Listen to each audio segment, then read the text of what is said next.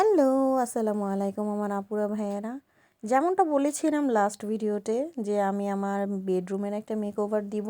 Makeover বলতে কি আর কি, টুকটাক সস্তার মধ্যে যেভাবে করে একটু পপ আপ করা যায় ঘরের কালারটাকে, এবং নিজের মুডটাও চেঞ্জ হবে। ঘর সুন্দর থাকলে, সব কিছু সুন্দর থাকলে কিন্তু মুডও ভালো থাকে। তো যেই ভাবা সেই কাজ। তো ভাবতেছিলাম যে বেডরুমের একটা ছোট্ট একটা ভিডিও তোমাদের সাথে শেয়ার করব। এর আগেও যদিও আমি আমার বেডরুমটা অন্যরকম করে একটু গুছিয়ে একটা বেডরুম ভিডিও শেয়ার করেছিলাম। তো এখন হচ্ছে এইটা আবার অন্যরকম করে করেছি। তো তোমরা সবাই কেমন আছো আপুরা ভাইয়ারা? চলে আসলাম আমি নতুন একটা ভিডিও নিয়ে। Welcome to my channel. আমি ফ্রান্স ব্লগার সুমু থেকে সুমাইয়া সুমু। তো যে যেখান থেকেই আমার ভিডিওটা দেখতেছো, তোমাদেরকে অনেক অনেক ভালোবাসা এবং অনেক অনেক মন থেকে দোয়া। তো সকালবেলা শুরু হয় বেড গুছানোর থেকে। তো বেড গুছাবো, তো এই জন্য হচ্ছে আমি আমার ম্যাট্রেসের কাভারটা দেখতেছিলাম। ম্যাট্রেসের কাভারটা আর কি দাগ হয়ে গেছে, কারণ এই বেডের উপরে যত ভাত খাওয়া, তরকারি পড়া এবং চা নাস্তা সব কিছুই বেডের উপরে বসে অনেক সময় খাওয়া হয়। তো বাংলাদেশ থেকে আমি আসলে আমার বেডশিটগুলো নিয়ে আসি। তো দেখতে পাচ্ছ যে এই দুইটা বেডশিট আর কি এখন হচ্ছে এরকম করেই চেঞ্জ করে করে ব্যবহার করি। আমার অনেক বেডশিট আছে, বেডশিটের কালেকশনের অভাব নাই, অনেক বেডশিট। আর এবার হচ্ছে আমার হাজব্যান্ড বাংলাদেশে গিয়েছিল, তখনও কিনে নিয়ে আসছে, আমি নিয়ে আসছি। এত কিছু তো ব্যবহার করা হয় না। আর হচ্ছে এখন যেহেতু আমার ঘরে বেড মোটামুটি 1 2 3 4টা বেড, বাচ্চাদের বেড সহ আর কি, টোটাল 5টা বেড আমার বাসায়। তো বাচ্চাদের বেডগুলো তো আমি গজ কাপড় কিনেই ব্যবহার করি। আর আমার হচ্ছে শুধুমাত্র এই বড় বেডটার মধ্যেই মানে আমি বাংলাদেশ থেকে যে চাদরগুলো নিয়ে আসি সেগুলো ব্যবহার করি। আর বেডশিটের কাভারগুলো একটু দাগ দাগ হয়ে গেছে, এগুলো আসলে নিচে থাকে, তো এই জন্য চেঞ্জ করা হয় না। চেঞ্জ করা বলতে ধোয়া হয় প্রতি সপ্তাহে, বাট আর কি রেগুলার কেনা হয় না। কারণ এগুলো হোয়াইট, তো হোয়াইট একদম দাগ হয়েই যায়। ঘামের দাগটাও দেখা গেছে যে এটার মধ্যে লেগে যায়। অনেক সময় আমাদের এখানে তো আর ফ্যান নাই, তো যার কারণে দেখা গেছে গরমের দিনে ঘাম হয়, ঘাম থেকেও কিন্তু দাগটা পড়ে। তো এই বিছানাটা এখন বর্তমানে আমি, আমার হাজব্যান্ড আর আমার ছোটো বেবিটা ব্যবহার করি। এখানে অনেক সময় এখন তার ফিটারের দুধও রাত্রেবেলা পড়ে থাকে, কারণ যখন ঘুমায় যাই ফিটার দেখা গেছে পড়ে যায় এবং দুধগুলো লিক হয়। তো যাই হোক, এখন হচ্ছে এই বাবু হওয়ার পর থেকে আমি একদিন পর পরেই বিছানার বেডশিট চেঞ্জ করি, বা 2 দিন, ম্যাক্সিমাম 2 দিন রাখি। আর এমনিও আমার নিজের প্রচুর পরিমাণে অ্যালার্জির সমস্যা। আমি দেখা গেছে কাভারটা আমার একদম 2 দিন পর পরেই আমার চেঞ্জ করতেই হয়, না হয় আমার খুব খুব বেশি পরিমাণে আমার অ্যালার্জি শুরু হয়ে যায়। আর ডক্টর আমাকে বারবার বলছে।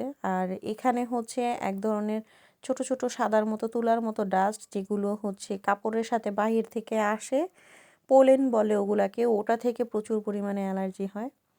তো আজকের বেডশিট কাভারটা তোমাদের কাছে কেমন লাগলো তোমরা কিন্তু কমেন্ট করতে ভুলবা না। আর এটা হচ্ছে বাংলাদেশের বেডশিট, আর বাংলাদেশ থেকে এটা মনে হয় 1200 টাকা দিয়ে কেনা হয়েছিল।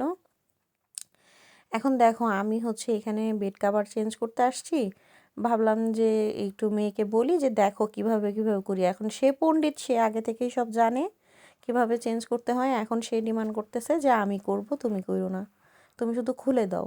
তো খুলতে পারে না। তো আমি বললাম ঠিক আছে, তুমি নিজে চেঞ্জ করো, দেখি, আমি বসে বসে দেখি। তারপর যাই হোক, আমি ওকে দেখাই দিতেছিলাম, বলতেছিলাম যে এই কোণা থেকে ধরো, এই দিক থেকে চাপ দাও, এরকম করে। তারপর বাচ্চা মানুষ যতটুকু পারছে করছে। তো ওর কাছ থেকে নিয়ে আমি আবার হচ্ছে ভালোভাবে ওকে দেখাইতেছিলাম যেভাবে করবা। তো অনেক সময় অনেক কাজই করতে গেলে আমরা যেরকম যখন দেখেছি, আমরা ছোট ছিলাম, পরে আমার মা কোনো কাজই করতে দিত না। তারপর কাজ তো করতে দেয়নি, ঘর গোছানোর কাজটা আমি নিজে নিজেই করতাম, এটা ছিল আমার একমাত্র কাজ। আর আম্মু আমাকে কোনো কাজ করতে দিত না। ইভেন আমার আব্বুও বলতো যে না, কাজ করার দরকার নাই, হাত দাগ হয়ে যাবে, কালো হয়ে যাবে, এই সেই। বাট আমি কিন্তু সেই কাজটা করি না। আমার বাচ্চাকে আমি অনেক কাজ শিখাই, এবং ওরা হচ্ছে এমনি ইন্ডিপেন্ডেন্ট, স্কুল থেকে শিখে। তো মোটামুটি বালিশের কাভারগুলো কিন্তু আমার লাগানো শেষ। আমি এখন হচ্ছে কুশনগুলা, বালিশের 2 পাশে যে কুশন থাকে সেই কুশনগুলো একটু লাগিয়ে নিচ্ছি। আর এখানে হচ্ছে আমি মাল্টি কালার কুশন থেকে চেঞ্জ করে এখন আমি মোটামুটি আমার বিছানার কাভারের সাথে ম্যাচিং তো আমার কাছে কুশন ছিল না, বিছানার জন্য যেগুলো ব্যবহার করি, যেটা ছিল সেটাই আমি ব্যবহার করতেছি। মোটামুটি যায় আর কি এটা ইসের সাথে, বিছানার কাভারের সাথে। তো যেটা বলতেছিলাম, আমার মা আসলে খুব আমাকে সে কাজ করতে দেয়নি। তারপর যখন আমার বিয়ে হয়েছে, এখন বিয়ে হওয়ার পর দেখি আল্লাহ সারা দুনিয়ার কাজ দেখি আমারই করা লাগে। এখন তো কাজে খুব পটু, কিন্তু প্রথম অনেক কষ্ট হইছে। তো আমার মনে হয় মেয়েদেরকে শুধু বিয়ের অপেক্ষা না, কাজ শেখানো ভালো। প্রতিটা মেয়েকেই কাজ শেখানো উচিত।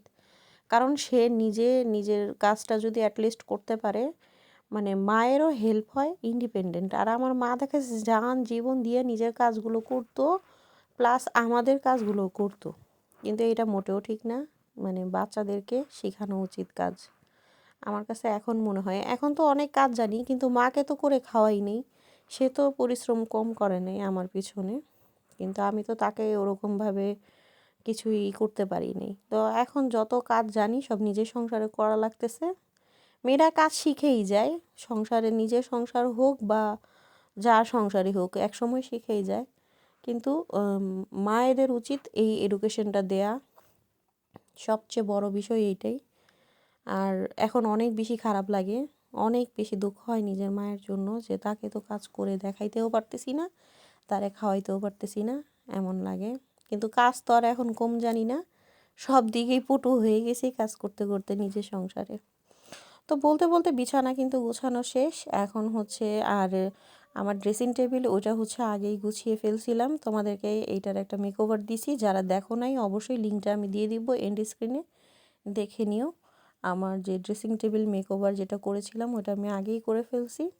এখন হচ্ছে শুধু বেডটা গুছিয়ে নিলাম। সকালবেলা উঠেই মোটামুটি এগুলো কাজগুলো আগেই করে ফেলি, যাতে ঘরটা হয় কি, বিছানা ময়লা থাকলে সারা ঘরটাই ময়লা লাগে দেখতে, যতই পরিষ্কার থাকুক। তো যারা আমার ড্রেসিং টেবিলের মেকওভারটা দেখো নাই অবশ্যই দেখবা, দেখলে তোমাদের অবশ্যই এখান থেকে কিছু হলেও তোমরা আইডিয়া পাবা। আর ভালো লাগলে কমেন্ট করতে ভুলবা না। তো এখন হচ্ছে ল্যাপটপ নিয়ে বসে 2-3টা আপুদের ভিডিও দেখতেছি। আর ছেলেকে হচ্ছে জানালা বন্ধ করে দিয়ে, এপাশ থেকে সানলাইট আসে এই জন্য বন্ধ করে দিয়ে ওকে একটু ফিটার দিয়ে দিলাম। আর আমি এখন চলে যাব নাস্তা করতে।